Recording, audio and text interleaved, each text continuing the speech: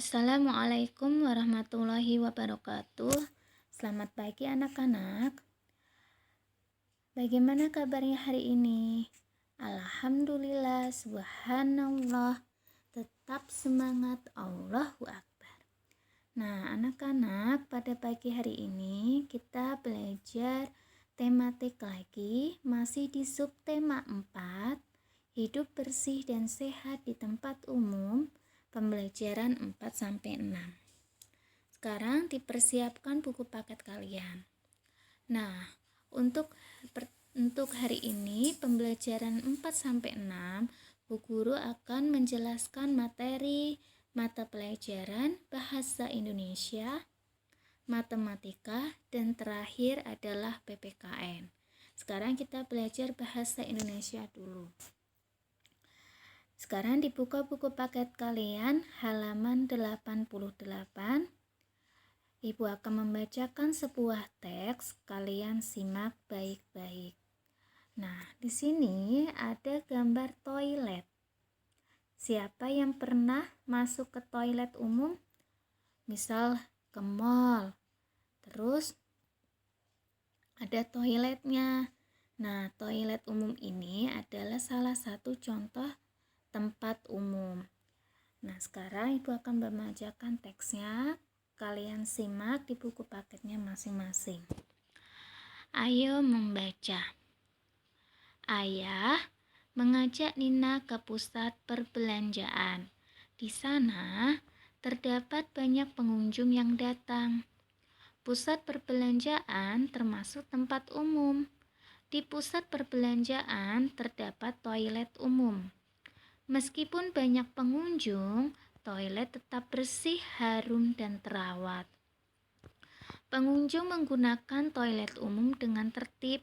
Setelah menggunakan, pengunjung menyiram toilet sampai bersih. Sampah tisu juga dibuang ke tempat sampah. Namun, ada pula toilet umum yang kotor. Penyebabnya karena pengunjung tidak menjaga kebersihan. Sampah tisu berceceran karena tempat sampah yang penuh. Toilet juga tidak disiram dengan benar sehingga menimbulkan bau. Semua pengunjung seharusnya menjaga kebersihan. Kebersihan toilet umum adalah tanggung jawab bersama. Nah, anak-anak, di dalam teks ini bisa kalian ketahui bahwa menjaga kebersihan toilet adalah tanggung jawab kita semua. Jadi bukan tanggung jawabnya cleaning service ya. Jadi misal kalian ke pusat perbelanjaan, kalian masuk ke toilet umum. Terus kalian gak ada tanggung jawabnya untuk membersihkan toilet. Karena apa? Ada cleaning service ini biar nanti dibersihin sama tukang bersihnya. Tidak boleh seperti itu ya. Karena menjaga toilet bersih itu adalah tanggung jawab kita semua. Jadi kalau sudah selesai memakai toiletnya, jangan lupa untuk dibersihkan, disiram dengan benar, dan kalau tisunya dibuang ke dalam sampah. Sekarang lanjut.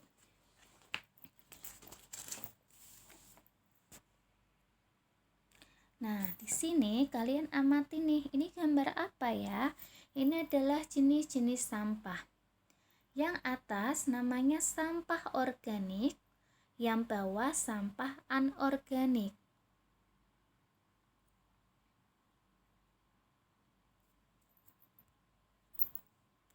Nah, apa itu sampah organik? Apa itu sampah anorganik? Nah, anak-anak kalian lihat tuh sampah organik ini apa ya? Ini kan ada sayurannya. Terus ada apa lagi? Ada sayuran busuk, ada daun kering. Nah, sampah anorganik contohnya apa ini ya? Ada botol bekas, ada tutup botol, ada botol plastik, kaleng. Nah, itu adalah contoh-contoh sampah anorganik. Sekarang pengertian sampah organik itu apa? Sampah anorganik itu apa? Ibu akan jelaskan.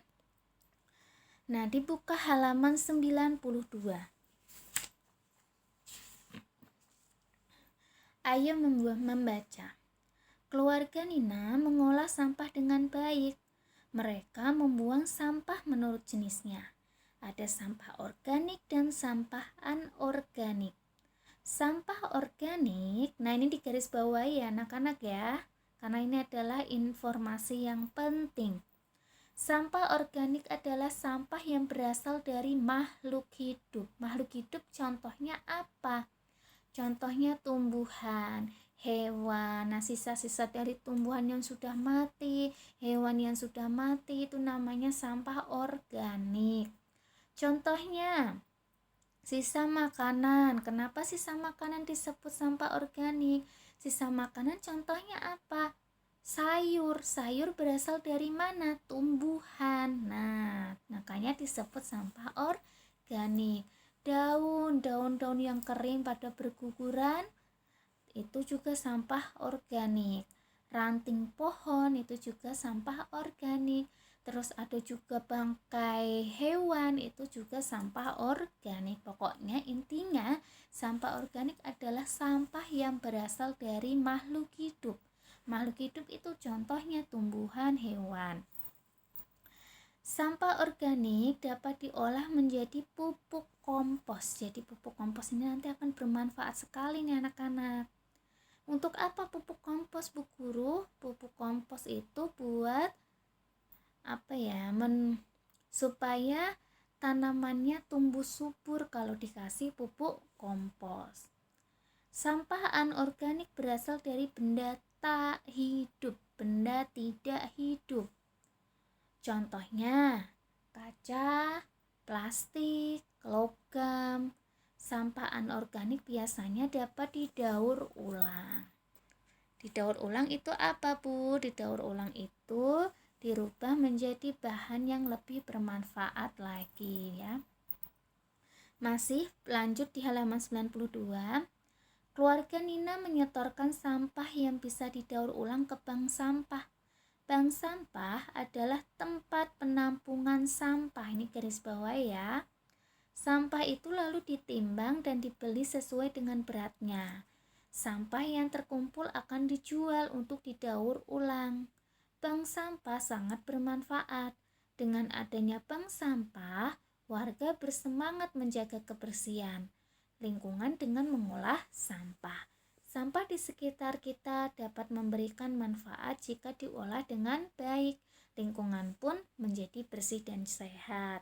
Contohnya tadi sampah organik bisa dimanfaatkan menjadi pupuk kompos.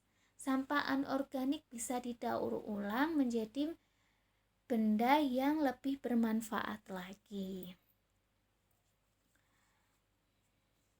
Nah, sekarang halaman 93. Di paling atas ya, ayo berdiskusi. Carilah kata-kata pada teks yang memiliki arti berikut. Nanti kalian tulis di sampingnya ya. Kotak paling atas, pupuk yang berasal dari sampah organik tadi namanya pupuk apa? Benar, pupuk kompos. Memproses kembali suatu bahan yang pernah digunakan untuk mendapatkan produk baru. Jadi bahan yang sudah digunakan, sudah tidak terpakai, diubah menjadi sebuah produk yang baru yang lebih bermanfaat lagi. Apa namanya? Daur ulang. Ditulis di sampingnya. Sekarang lanjut. Halaman 93, masih di halaman 93. Di sini ada dua gambar, yaitu ayah dan adik, dan gambar kedua ibu dan Tony. Nah, kita lihat nih percakapannya. Ayah berbicara apa nih? Sampah organik kita kubur untuk membuat kompos. Sampah organik dikubur untuk mendapatkan kompos, untuk membuat kompos. Ibunya Tony bilang apa ini? Botol plastiknya bisa kita daur ulang, Tony. Misalnya untuk menampung cairan pembersih lantai. Nah, kalian, ini gambar apa ini? Tentang apa ini? Tentang pengolahan sampah. Yang pertama yaitu mengolah sampah organik menjadi kompos.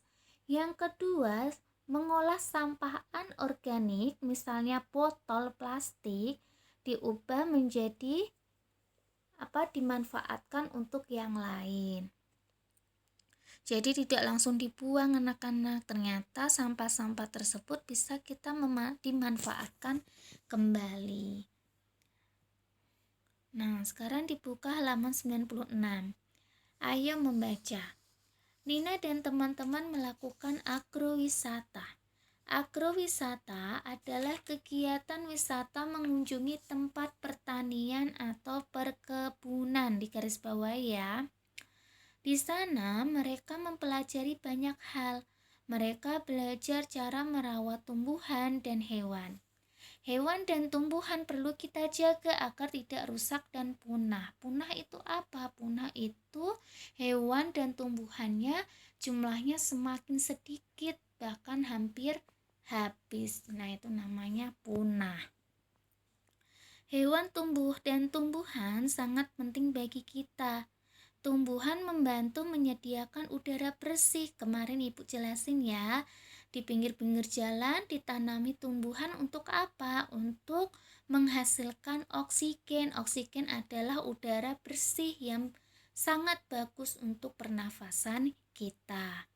Beberapa jenis hewan dan tumbuhan juga menjadi sumber makanan sehat. Contohnya banyak sekali sayur bayam, sayur kangkung, kacang panjang itu juga termasuk contoh tumbuhan. Terus hewan apa saja yang bisa menjadi dimanfaatkan sebagai sumber makanan sehat? Hewan apa? Ayam, ikan lele, bebek, ikan nila, dan lain-lain. Meskipun demikian, manusia tidak boleh memanfaatkan hewan dan tumbuhan secara berlebihan. Jadi kalau mau misal nih, wah aku suka ayam, berarti aku harus menyembelih ayam yang banyak. Tidak boleh seperti itu ya. Kita boleh memanfaatkan, tapi tidak boleh secara berlebihan. Paham? Apa akibatnya kalau kita memanfaatkan secara berlebihan?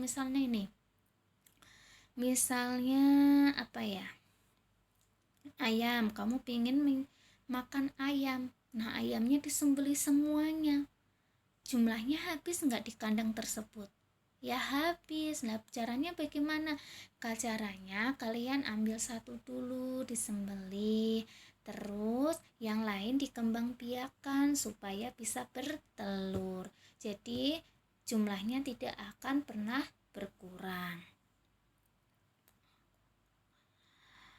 Terus tadi ya, berlebihan misalnya menebang hutan dan memburu hewan liar sembarangan. Manusia harus menjaga kelestarian hewan dan tumbuhan. Nah, menebang hutan sembarangan, misalnya nih, mau bikin mebel. Mebel itu perabot rumah tangga seperti kursi. Kursi kan ada yang terbuat dari kayu ya kan, dari kayu jati.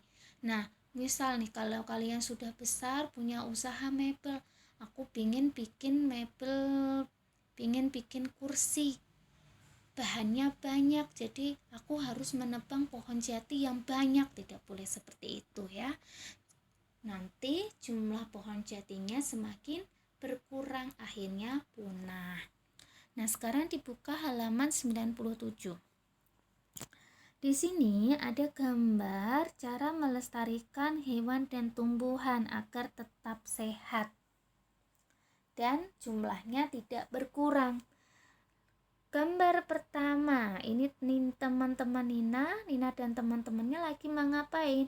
Yaitu menanam pohon. Jadi misalnya kalian tadi punya, misal kalau sudah besar jadi pengusaha mebel, kalau sudah menebang pohon jati, kalian juga harus menanam pohon jati yang baru biar nanti tidak akan habis pohon jatinya. Nah, ini cara melestarikan tanaman, yaitu menanam tanaman yang baru atau namanya reboisasi.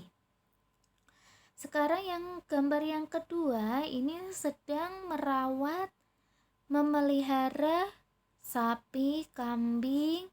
Nah, dipelihara supaya berkembang biak supaya punya anak sehingga jumlahnya tidak berkurang. Nah, ini adalah contoh-contoh melestarikan hewan dan tumbuhan. Sekarang kita belajar matematika halaman 90. Kemarin kita belajar tentang rusuk, sisi, titik sudut. Sekarang kita belajar tentang pola susunan. Nah, di subtema sebelumnya kita belajar pola barisan tapi menggunakan bangun datar. Sekarang menggunakan bangun ruang. Di sini ada balok ya, semuanya balok. Yang membedakan apa? Baloknya ini vertikal, ini horizontal. Nah, kita lihat balok tinggi, balok datar, balok tinggi, balok datar, balok tinggi, balok datar, balok tinggi. Jadi membentuk pola barisan yang teratur. Ini kita bahas bareng-bareng. Soal pertama, kita lihat balok tinggi, balok datar, balok datar. Balok tinggi, habis itu apa anak-anak? Pintar, balok datar, terus balok tinggi. Iya. Sekarang soal kedua. Balok tinggi. Ini kan nggak tahu, kita cari tahu yang ini nih. Balok tinggi, balok tinggi, balok datar. Berarti ini apa? Balok tinggi, balok tinggi, balok datar. Balok tinggi, balok tinggi, balok datar, balok tinggi. Sekarang ini. Balok datar, balok tinggi, balok tinggi, balok tinggi. Balok datar, balok tinggi, balok tinggi, balok tinggi. Nah, kalian diisi sendiri ya. Bu, apakah digambar? Ya, biar bagus kalian gambar ya. Sekalian belajar membuat bangun ruang balok. Sekarang lanjut di halaman 98. Di sini ada barisan pot bunga. Tapi potnya berbeda ya bentuknya ya, seperti ini sama ini. Nah, kalau kita gambar menggunakan bangun ruang seperti ini. Ini namanya apa ini? Ini namanya tabung. Ini namanya balok. Kita lihat. Tabung, tabung, balok. Tabung, tabung, balok. Tabung, tabung, balok. Nah, coba lanjutkan pola barisan bangun ruang tabung dan balok berikut. Coba. Tabung, balok, balok. Tabung, balok. Terus balok, pintar. Habis itu tabung. Habis tabung, balok ya. Sekarang soal kedua. Balok, tabung, balok, tabung, balok, tabung, balok, tabung, balok. Nah, ini adalah jawabannya. Kalian isi ya. Sekarang lanjut PPKN halaman 93. Di lingkungan rumah Nina terdapat bank sampah. Bank sampah dikelola petugas desa. Warga mengolah sampah bersama-sama. Kegiatan tersebut mencerminkan kebersamaan di lingkungan masyarakat. Contohnya itu mengelola sampah secara bersama-sama. Itu adalah contoh kebersamaan di lingkungan masyarakat. Nah, sekarang PPKN halaman 94. Nah, ini ada dua contoh gambar. Adalah contoh kebersamaan di lingkungan masyarakat. Contohnya apa ini? Kerja bakti dan bermusyawarah. Nah, adalah dua contoh kebersamaan di lingkungan masyarakat. Agar terwujud kebersamaan dengan warga sekitar, terdapat sikap-sikap yang harus dimiliki. Misalnya mau bekerja sama dengan siapa saja, jadi tidak membeda-bedakan ya. Dan mendahulukan kepentingan umum. Coba tuliskan contoh sikap lainnya. Ini nggak usah ini. Sekarang lanjut. Nah, halaman dibuka halaman 97. Di tempat agrowisata, Nina dan teman-teman melakukan kegiatan dengan rukun. Mereka memperlihatkan penjelasan petugas dan bergantian memberi makan hewan. Mereka menunjukkan sikap kebersamaan. Kebersamaan dapat mewujudkan persatuan. Manfaat hidup bersatu dengan teman nih, manfaatnya nih anak-anak bisa kalian tiru ya.